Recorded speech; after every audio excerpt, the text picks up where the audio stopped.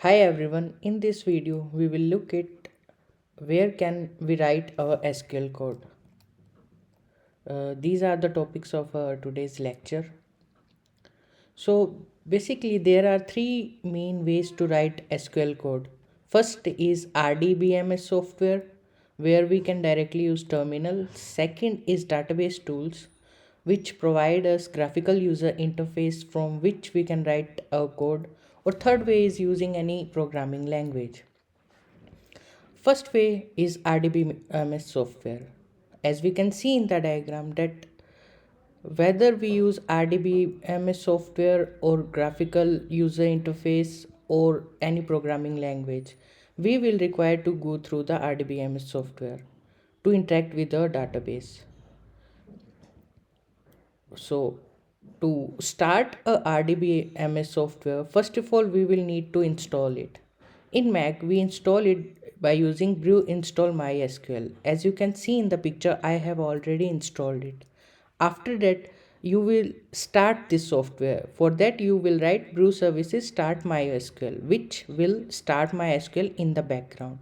Then one way of interacting with it is using this software directly through terminal window by writing mysql u root, which will start the terminal, which will start the cursor in terminal, which we can see in the end mysql is started. But for now I will not write any code and directly exit. Second way is by using the database tools. In database tools, we are provided with a graphical user interface where we can write our query directly in the window provided to us. But before that, we will need to connect our database tool to the RDBMS software, for which we will require to write certain connection fields like host, like where our RDBMS software is started. Is it on our computer or on any other computer? Second is port number. Since we are using MySQL is provided a port 3306. It is same on all the computers.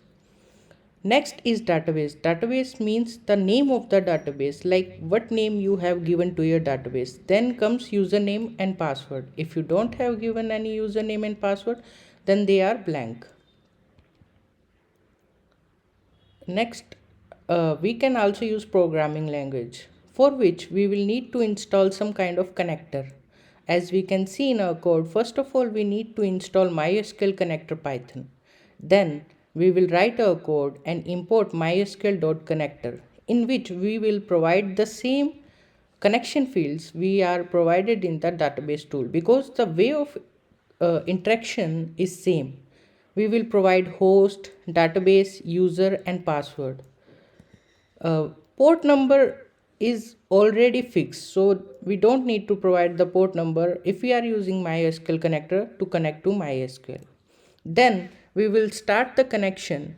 When this connection is established, we will start the cursor. When the cursor is connected, we will execute our code.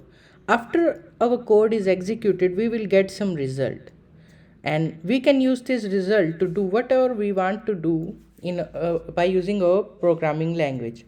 Then we will close this cursor and then we will close this connection, because if we don't close the connection, our code will always be in connection to the RDBMS software, which will connect with the database.